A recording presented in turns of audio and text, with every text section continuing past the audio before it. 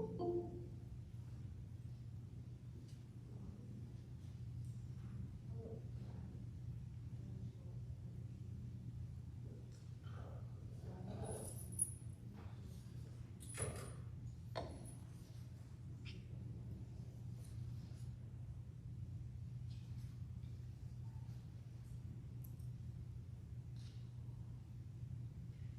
right, good evening, everybody. It's 6:30, so we're going to go ahead and call this meeting to order, and we will start with a roll call. Start with Board of Education members. Lori Blake. Here. Mike Jerome. Here. Dr. Judy Benson-Clark. Judy Benson-Clark, Marlboro. Mary. Mary Kucheski, Marlboro. Joe. Here. Jessica. Jessica Dapsa Stephen. Carrie.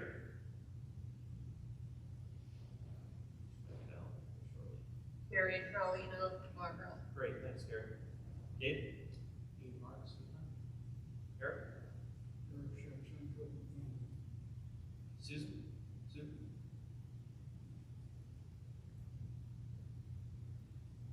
Michelle. And Mike Morris Heber. Administration. Mr. Leslie. Scott Leslie, acting as superintendent. Penny. Penny Briscoe, high school principal. Great. Mr. Leslie, he's not here. Eva. Eva Gallup, business manager. And let's see, who else? Chris Mann. Chris Mann, assistant principal, very nice. Great. Kristen. Christina Rivera, business. This is Foster. Thank you. And then Lily, I know is not here today. She's representing RHAM and Enrollment. Not here today. Or is anybody I missed? All right. Go ahead and do the pledge of allegiance. Pledge allegiance to the flag of the United States of America, to the republic which stands one nation under God, indivisible, with liberty and justice for all. All right. Public comment. Should we move down there for public comment? Yeah, so we'll move down with the presentation and then open it up for questions.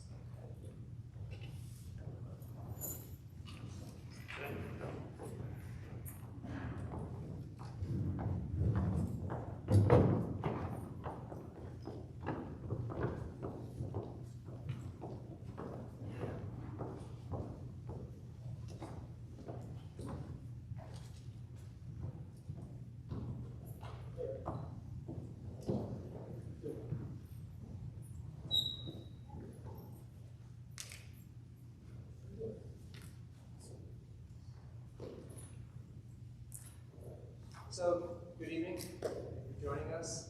I'm going to walk us through a overview of where the proposed budget is at this point. Once I complete the presentation, we'll open up the floor for any questions. And the board will then, at the culmination of the hearing, will retire to the chorus room where we'll open up the special meeting where the board will discuss and adopt the capital budget and operating budgets. So, okay, so the proposed budget, some of this I know at least the board members have seen at least a few times, and Eva, I know, has seen it more than a few times. So we'll start off with our strategic plan, and rather than going through it all, just want to highlight the fact that as we began to develop the proposed budget, we based the budget and what we were looking toward, aspiring towards, to make sure that we were consistent with the district's strategic plan, which in itself was developed by a consortium of school employees, students, parents, community members, so it represents the a wide range of constituents. I think most important here is the vision to engage students in rigorous and challenging education that provides multiple pathways for college and career readiness. In terms of the strategic plan itself, the next one, the commitments that the budget reflects, developing efficient and accountable budget to maximize our resources, providing a welcoming, accepting, well-maintained, accessible, safe facilities, school community, offering a globally competitive, world-class education for all students, hiring and training and retraining high-quality professional staff, and engaging the community through active outreach and ongoing communication. Next slide. The goals that you'll see reflected in the proposed budget include making sure that our students have access to and actively engage in a variety of learning opportunities, to develop professional staff to promote a positive school climate, develop budgets that address the declining enrollment, fiscally responsible to the needs of the school, towns, and state, develop and implement strategies to enhance and further develop a culture of safety, acceptance, pride, and support for the students, families, staff, and community members, and enhance our facilities in order to support innovative and fully accessible teaching. The timeline really, when I first presented this, reflected the steps that we would be taking as we worked collaboratively to develop the budget. These now reflect the steps that we have taken. So I first presented the budget to the proposed budget to the board on January 24th. Each of those dates reflects the public hearings that we've had, the workshops that we've scheduled. Also, it reflects the fact that we've met with the Marlboro Board of Finance twice, the Keegan Board of Finance, and the Board of Finance, and the Marlboro Board of Select. Bringing us to where we are today. This slide reflects the cost per pupil, and the reason why you see it here at the beginning of the presentation is that it takes the 8 secondary regional districts within the state of Connecticut and highlights the fact that RHAM represents the lowest per pupil cost out of those 8 districts from a variety of NERCs and communities. I put that there to demonstrate that we really feel strongly that the 3 towns are getting excellent value, quality that RHAM is able to produce for our students at a very reasonable cost compared to other towns as well. In terms of our enrollment projections, the next slide will have a chart, but we use the NESDEC, the New England School Development Council, to help us develop predictions for where school enrollment is going for the middle and high school. We are projected to see a steady decrease over the next 5 years. By the time we get 26, 27, the district is projected to have approximately 161 fewer students. Looking ahead to next year, we're actually seeing one of the smallest decreases in student population. The middle school is expected to have 5 fewer students, high school 21 fewer students. But I think it's important too to balance out the fact that we are seeing an increasing number of students returning to RHAM from magnet, VOAC, and the VOTEC programs. Since the start of this school year, we've seen at least 13 students return to RHAM. So the decrease in students is now offset by an increase in the number of students returning to us. And this is the NESDEC chart that predicts or projects what we can anticipate for enrollment over the next 10 years or so. You'll notice that for the high school, they are predicted to see a decrease in enrollment going out to 27, 28, but at that point, moving forward, they do see some recovery in the number of students attending. I think for the middle school, it's a different story in that they're really only seeing a decrease in student population for the next 3 years, and then they recover actually fairly dramatically district itself is scheduled to see a decrease in enrollment. It's going to be a much different scenario at the middle school compared to the high school. The next slide highlights the fact that we have in fact been keeping a close eye on enrollment and modifying our staffing to match the needs of our students. And as you go through here, you can see that we've eliminated a number of positions over the last 4 years. 11.1 were reduced in 2018-19. We reduced 3.2 teaching positions in 19-20, 1.5 in 2021, and then moving into this year, we reduced 2 positions. In terms of the proposed improvements and reductions that you'll see in this proposed budget, we have an increase of a 0.5 per technical education teacher to help us and support us in bringing back our early childhood and our foods programming. We have a 0.4 PE health teaching position that's being added. We have found over the last couple of years an increase in student interest and demand for the PE positions. We've also seen an increase in the state required graduation requirements for PE and health. Therefore, we see more students needing to take those courses as well. The next two bullets, the 7 periods of academic labs in middle school and the 1 period of academic labs in high school. These were positions, and I should clarify, they're not full-time positions. These are single period positions. So we're asking for 7 periods of academic lab support in the middle school and just 1 period in the high school.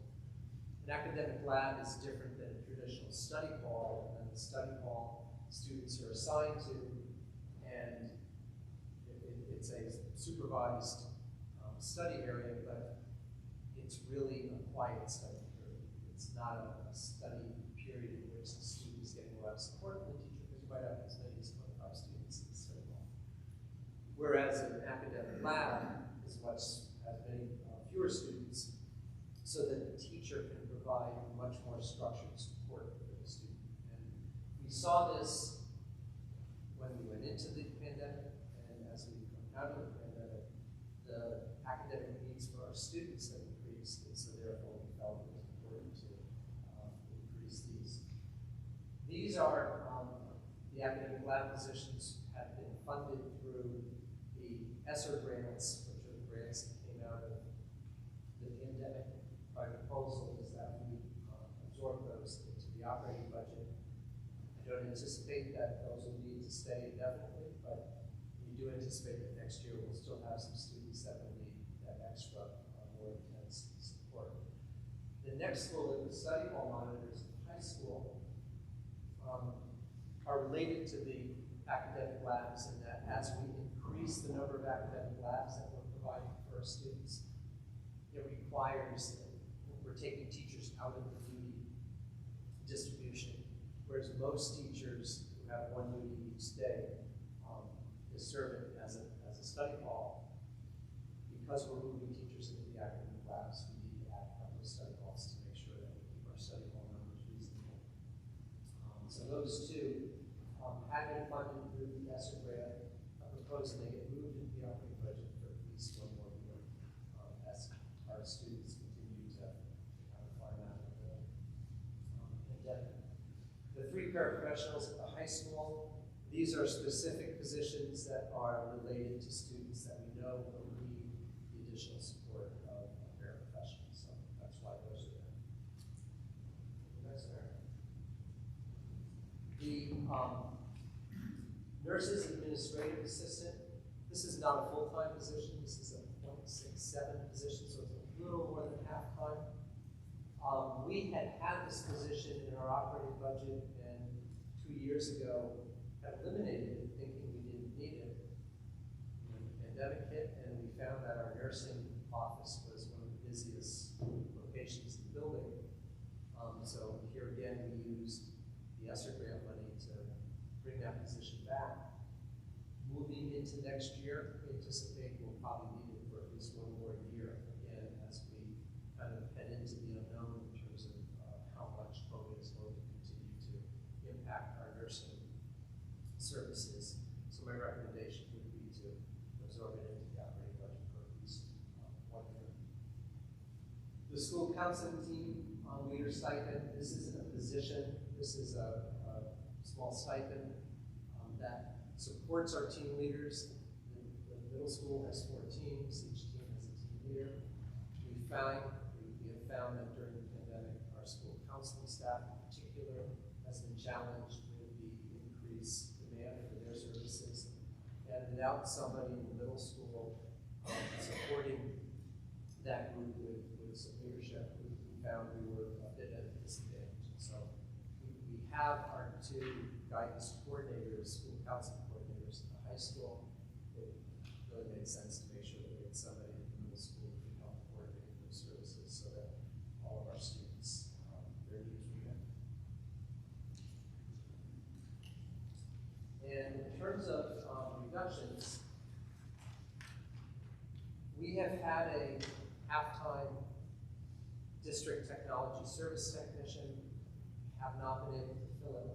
My recommendation is that we eliminate that position since we haven't been able to fill it. And our IT department has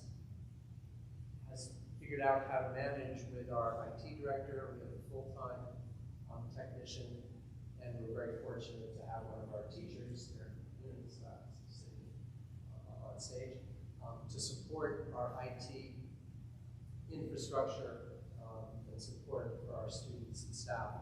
So therefore, my proposal would be to eliminate that half-time position. The other position that's listed as an elimination is in fact an elimination. We are eliminating a full-time English teacher moving into next year's budget. I just need to make sure that it's clear that this is a grant-funded position. It's not funded from the operating budget. But nonetheless, I wanted to make sure that you understood that we continue to look at our enrollment and adjust it accordingly. And we have a grant-funded English position that we will not need next year. So that's the recommendation is to look at that. Some of the drivers for where some of the expenses are coming from. So I'll review both where some of the expenses are coming from, but also where some of the savings are coming from, because we do have a number of significant reductions going into next year. For our IT program, our technology, some of the driving factors really come into 2 categories. One is the software packages, and you'll see there are 5 bullets identifying a number of software packages. Some of those are functional packages. The RHAM provides a web-based centralized platform for our Apple products, which are mostly situated in our art rooms. Smart Notes supports our math teachers in instruction delivery. Schoology and Google Enterprise support our students and our teachers in building a structure for classroom organization and delivery of instruction. As we have become more and more digitalized and rely less on pencil and paper, we become more reliant on the organizational tools that Google Enterprise and Schoology provides our teachers, delivering that academic support to our students. For the hardware, probably one of the more significant items, and it's listed in the leasing diagram in the budget book, is the fact that we have been, over the last 6 years or so, shooting to come up with a stable number each year that is dedicated towards the leasing of our technology. We're a one-to-one school, so therefore we have replacement costs for our student laptops, teacher laptops. For the technology, for example, that you see here on the stage. This year represents the last year of that transition, so that each year the leasing cost it will plateau at 60,000 and remain that way moving forward. So this year it goes from 40,000 to 60,000, but again, that's been a journey that we've been on for the last 6 years or so. Some of the larger technology expenses that are included in this upcoming budget are replacement of the 7th and 10th grade Chromebooks. Obviously, we don't replace every grade every year. We replace every few years. And replacement of some of the interactive LCD panels that are replacing the smart boards in the classrooms. This is an interactive LCD board that we're beginning to place in the classrooms. When we moved into the building in 2003, each classroom was fitted with a smart board, which is a touch-sensitive whiteboard, and a projector. Many of those are beginning to fail, and so we're at the point where we need to replace them. But rather than replacing both an interactive board and a projector, it's much more cost-effective to go with that interactive LCD boards. That's one of the more significant reasons. For special education,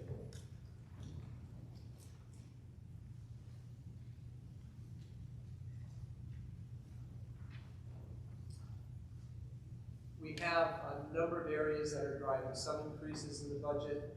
There's an increase in the magnet school tuition for some of our special needs students that are in magnet school and the RHAM schools.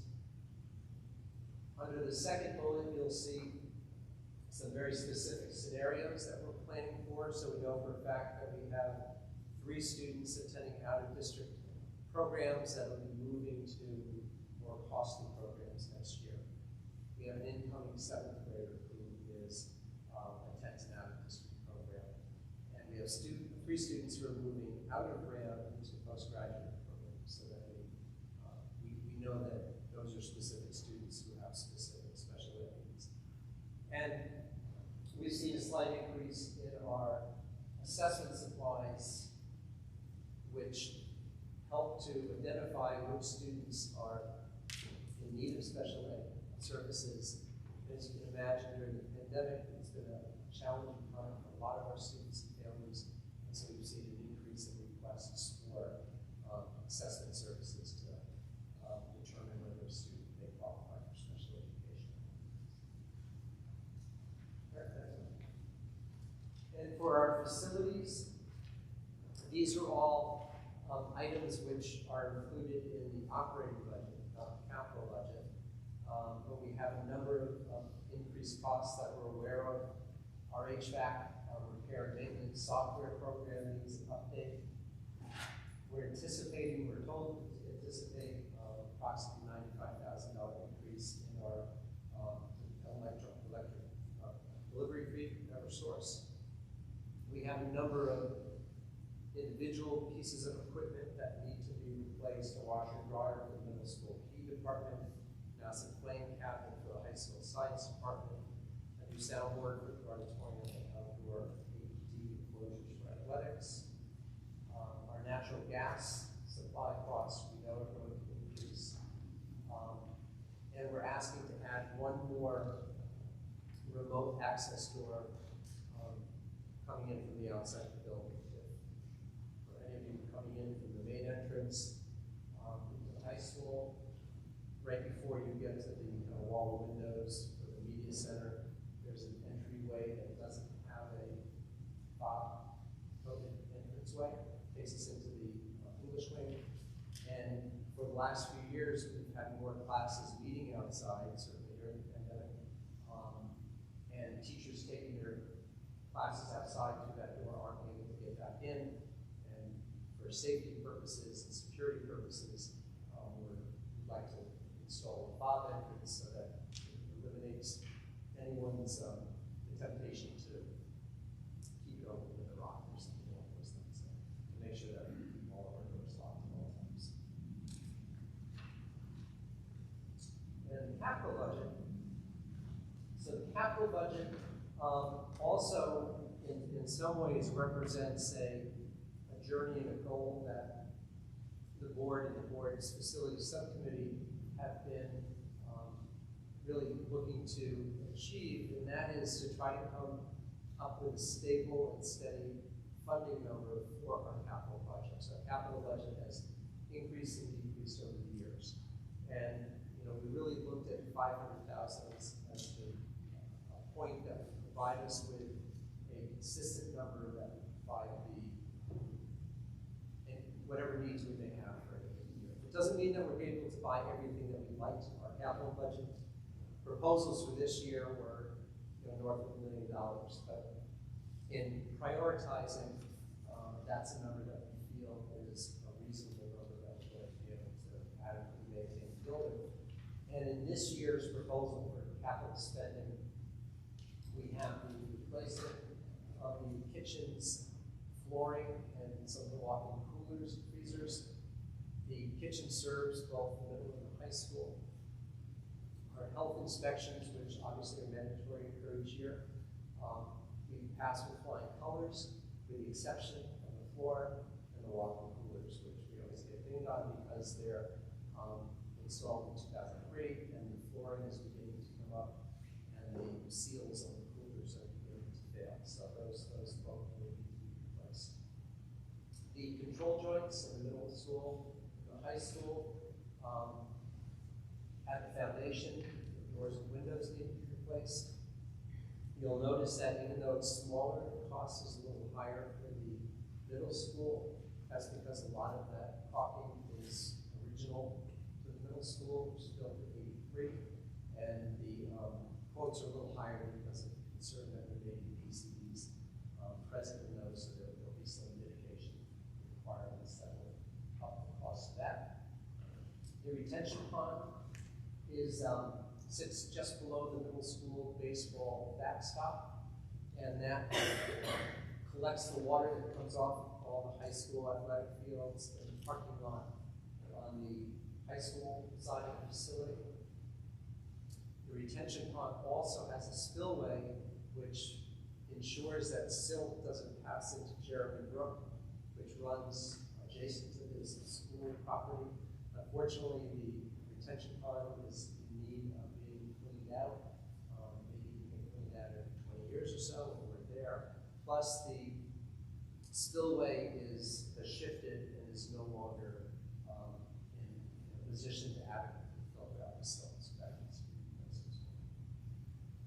And we have some sidewalk repairs, which are constant, unfortunately, to make sure that the outside of the building is as safe as the inside. So that brings the capital request up to $500,000. In terms of the budget overview, the next one, I'm going to go through some of these in more detail. But a couple of things that I know stand out on first view, probably the most significant decrease in the budget, or reduction in the budget, is the cost for our principal and interest payment for this building. We have a decrease of $1.4 million in the interest and principal payments going into next year. We have some increases and we have some other decreases. Probably the most significant increase in the budget would be the salaries. And one of the challenges that RHAM has had is that our teacher salaries and our salaries for our non-certified staff have always failed in comparison to comparable towns and our local surrounding districts. The board negotiated new contracts with both of those groups. They didn't in any stretch of the way bring them to the top of the list, but they helped bring them into the middle of the pack. And for the teachers, the most significant thing that we did there was actually ratify contracts with our teachers that included no percentage increase with the vast majority of the teachers. We have 13 steps in our teacher contract. During the last negotiations, they went into those negotiations with 18 steps, which is unheard of in most districts. Most districts have 10 to 14 steps. Previous negotiation reduced those 18 steps down to 13. What we did in this most recent negotiations is rather than adding a percentage increase, we agreed that every teacher will move up a step in that 13-step salary scale.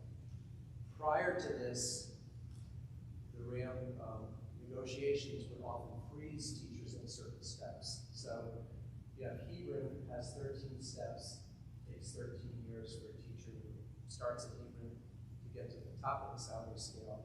At RHAM, it takes 20 years because of all the frozen steps. And so rather than adding a percentage increase, we just simply ensure that teachers move up each step.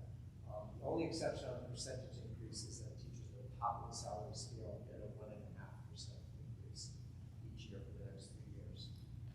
For our non-certified staff, we coordinated their contract with the budget next year, knowing that we would have the reduction in principal and interest. And for our non-certified staff, they received a 2% increase this year and a 50-cent an hour differential. For next year, they have a 2% increase plus a dollar differential. So we really tried to coordinate some of the reductions that we knew were coming in the budget with those initial years of the contracts that were going to bump those up a little bit. So the increase in the contract, I think the decrease in the principal and interest, as you can see, was purposely balanced so that we were able to make some movement in those areas without experiencing significant increases for our taxpayers. And let's go through each of the other ones individually.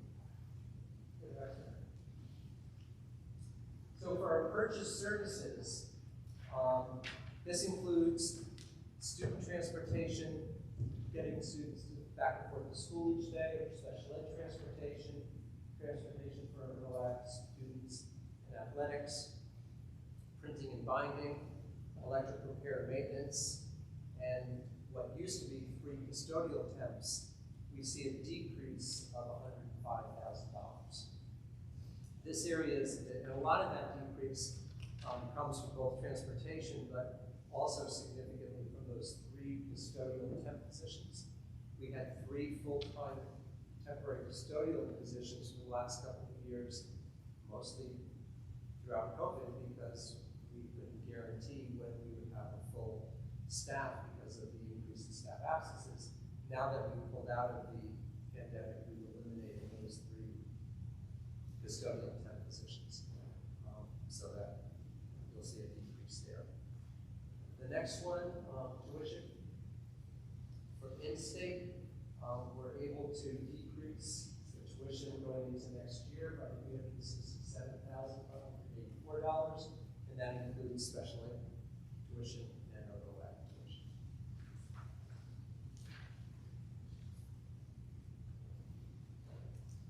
We do see an increase in supplies, and unfortunately, much of that is in electricity, but also, as you can imagine, we're seeing an increase in our diesel fuel, projected diesel fuel supplies.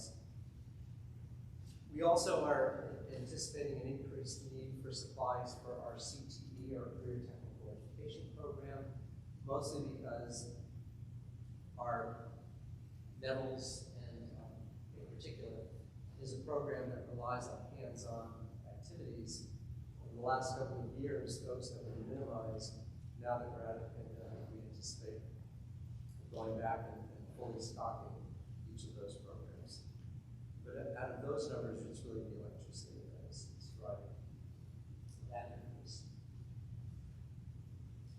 The next one, the property.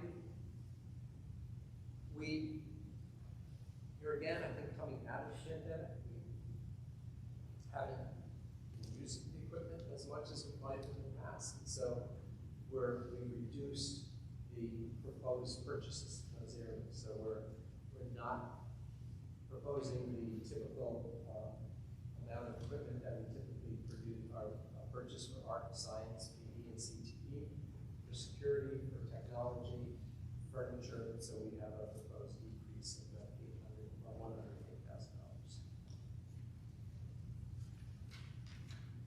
And The next one, this is the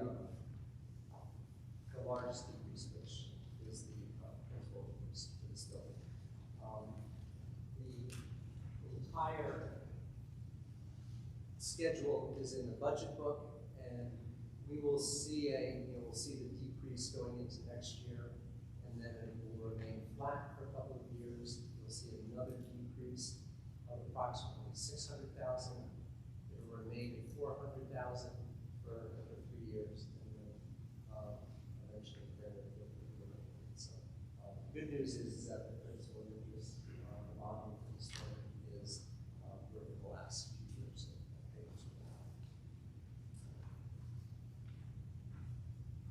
So this sheet gives you an overview of the operating budget itself. So if we take a look at our operating budget, our proposed expenditures, and then look at the anticipated revenue. So the district does take in revenue. We receive excess costs grants from the state. We receive some tuition monies. We charge our students for parking.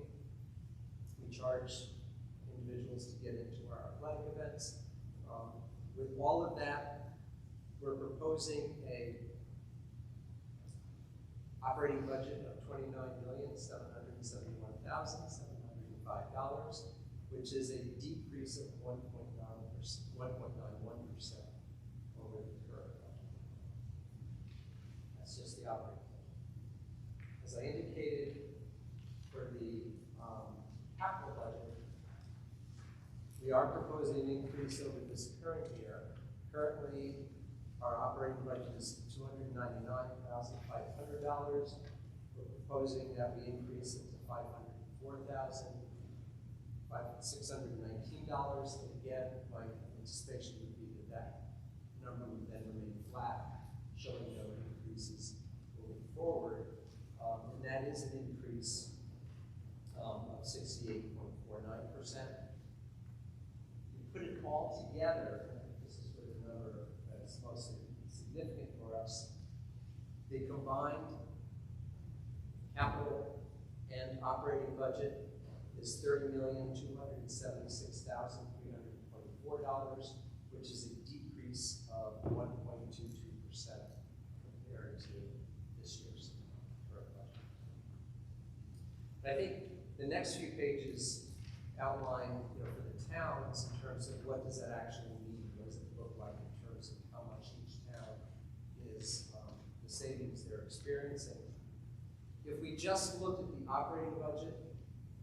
the operating budget that we're proposing is $248,150 less for Andover than what they paid last year. For Hebron, it's $152,000, $9 less, and for Marlboro, it's $179,477 less. Caveat is that there is a proposed increase in the capital budget, which fortunately is much less than those numbers. So for Andover, they'd see an increase of $32,614, Hebron $97,953, and Marlboro $74,502. And then you put both of those budgets together, and the impact on the towns is that Andover would experience a decreased budget of $215,536. Hebron, a decrease of $54,056, and Marlboro, a decrease of $4,935. And on top of the decrease in budget, the audited surplus from the 2021 budget resulted in monies above and beyond the 2% that the district can hold on to for capital projects. And so there'd be an additional return of monies to the towns. For Andover, $8,016. Hebron will receive $22,315, and Marlboro will receive $15,898.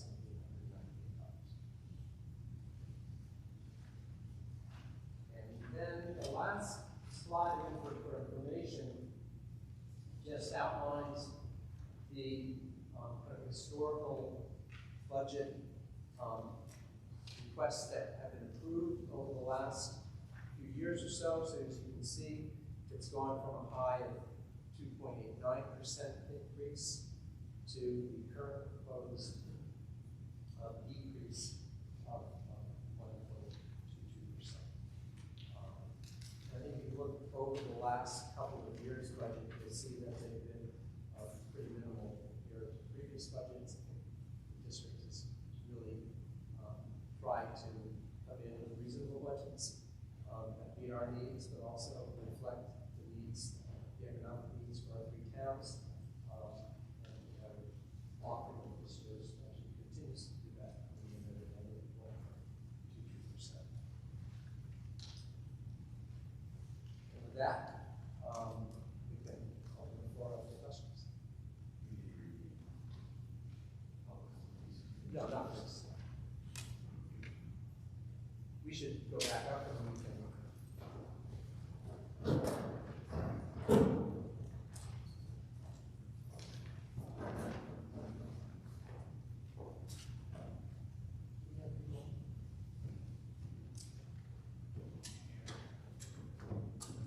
Yeah, you can just go back.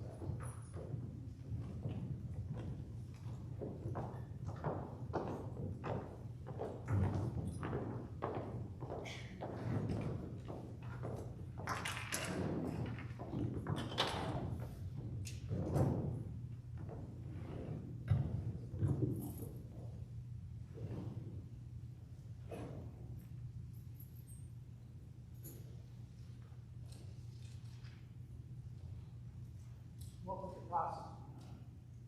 So we're happy to open it up for any questions. So if you have a question, there's a microphone up here if you'd like to come up.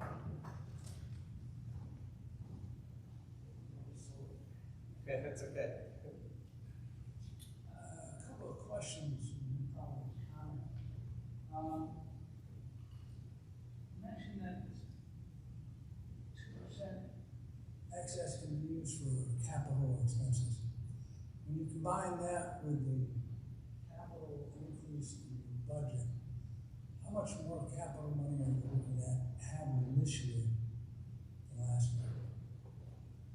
So we had, so this current year, we have 295,000 budgeted for capital items. The surplus from last year that would have been carried over to this year was about 700,000 plus, and the board returned all of that to the towns last year. Right. So for this year, we'd be looking at the additional 200,000 over the this year's 300,000, so it's about 500,000. So there's an additional 200,000 earmarked for capital projects within the building. The surplus is the exact number. So the 2% surplus comes out to $612,385. And is that all budgeted, or are you planning on carrying some of that over? So that money at the last board meeting, the board moved that money into the athletic field repair account to address the repair needs on the athletic fields, replacing the track and taking care of the drainage issues on the fields. Thank you. You mentioned the English FTE, the grant, and then on one of the other pages, or maybe in the other handout, you note that we have a 2 FTE decrease. Is that English teacher part of that FTE? So is that totally out? Correct. You got it. And I kept that separate because it's being covered by grant money, so it's really unfair to say that it's it's coming out of the operating budget. Okay. So basically, a comment, I guess. I appreciate the handout. It's really a lot easier to understand these days than past years. Many years ago, and far, far away, I was on the school board that attempted to increase salaries through the levying of a bond. And I was against it then, I'm against the concept now. Ultimately, it died, which was a good thing, and then we did it the right way after that. It almost feels like we're experiencing the same thing here, only on the tail end. With the retirement of I don't get these numbers wrong, but about $1.4 million worth of, we're only seeing a small decrease, percentage-wise, in the budget itself. I appreciate you bringing up the step ladder changes, which were 3 years ago, 4 years ago, 18 to 13. And then with the bumps, it was almost, in fact, I think it was done by some people, predicted that we would see these increases that we're seeing right now. If I understand correctly, maybe, well, actually, through your presentation, you've awarded an extra step through that process to almost balance out the debt retirement with the salary increases. My question is, what happens next year, and the next year, and the next year? But we're going to have another retirement of debt in 3 years, I guess. But it's almost like, I guess the question for the board is, what do we do when we need a new bond issue? Are we going to be able to pass it? I think we had an experience of that on the field. So, in your packet, you also note that we are contractually obligated for these salary increases. I personally think basically our staff, teachers, certified, non-certified, don't get paid enough. That's not what I'm discussing here. What I need to know as a taxpayer and a citizen of the town is a clear picture of what we're doing. Now, when we advertise this, we're going to advertise RHAM has decreased the budget. Bravo, actually, I'm really glad for that. But the reality is, we retired some debt, and we filled up that hole almost totally with salary increases. Some people might call that obfuscation. I would urge the board, when we go forward for the budget proposal, to explain this. We need to celebrate our employees, we need to pay them what they're worth. Your budget doesn't show that clearly, that you're taking care of the employees. And I would urge us to do that. A well-informed citizenry will actually support more things like a bond issue for the playing fields if they feel they understand what's going on. One last question. When the debt is retired in 3 years, 3 or 4 years, are we also planning through negotiations to fill that hole up with raises also? So that's I'll answer that in kind of 2 parts. So in terms of the how long the debt stays around. So next year we see that $1.4 million reduction, and it comes in at so debt basically is $1 million next year. That will remain flat for the year after that. So 23, 24 will remain at $1 million, and then in 24, 25 it dips down by another 600,000. It'll stay flat at the 400,000 through 27. So 26, 27 will be the last year that the bond is retired.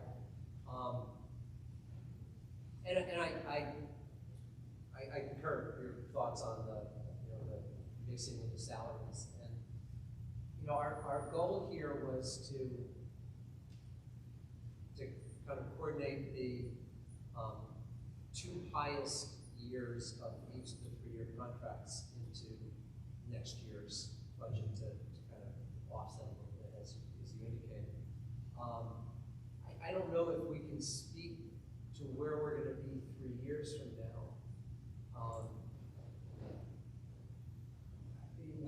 haven't thought that far ahead. to say, Okay, oh, so this- that actually answers the question Yeah, right there. yeah. As a citizen, every year, when you look at the budget, and every year there's the caveat that salaries are a done deal because they're decided in budget negotiations. Yeah, is that the right term? Contract negotiations, which happens later on this year. I'm not really sure what the schedule is. I would urge the board to not say that next year. I urge the board to celebrate with teachers, but what it'll mean is when you sit down and negotiate their contract, you publicize it, you project what it's gonna mean to the citizens, and because, you know, I didn't have a vote on that 18 to 13 reduction. Even though this was all predictable, if you project it forward, throw COVID out the door. But the citizens don't have a say in the most important part of the budget. And so, sitting down and hearing the caveat that this is driven by negotiations and the board has no choice, I think we do have a choice, and it's during the negotiation process, so we don't get in this position in the future. I'd like to thank all of you for your hard work. This is a lot of work, and a many number of presentations.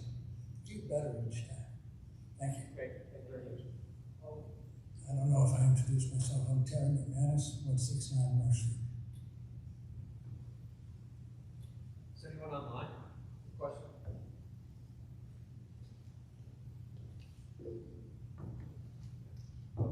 Go ahead. Sorry, I can't see your name.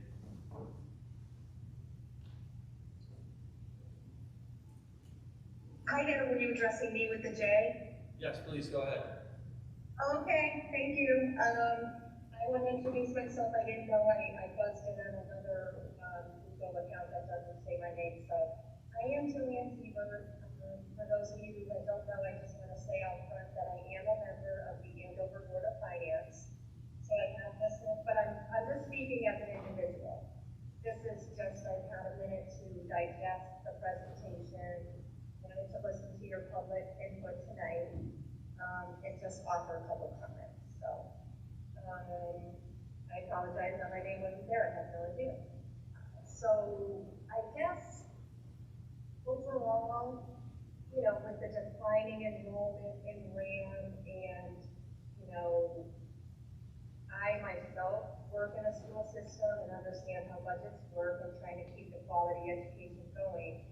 With the debt reduction this year, you know, the number of the bond rather, you know, almost at $1.5 million.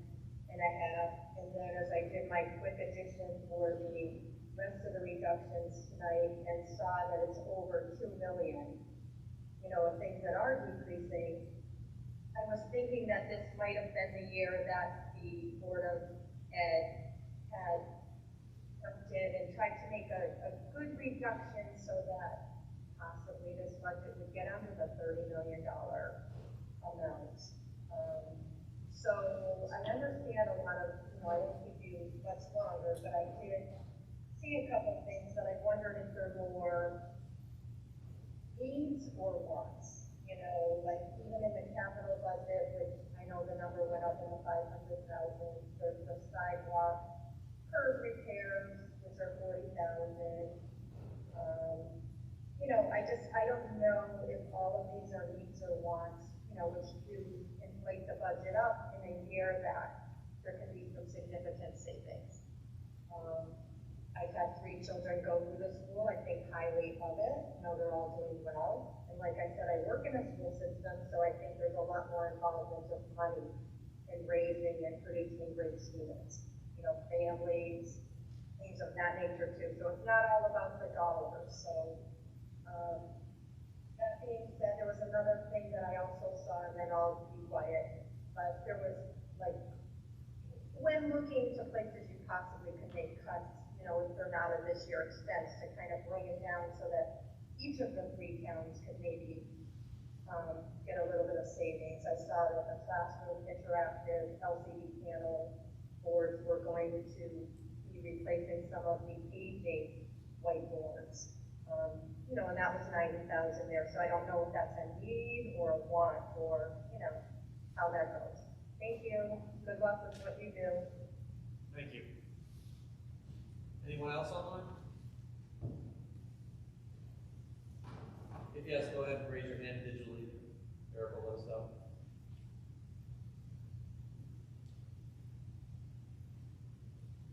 All right, it doesn't look like we have any more comments.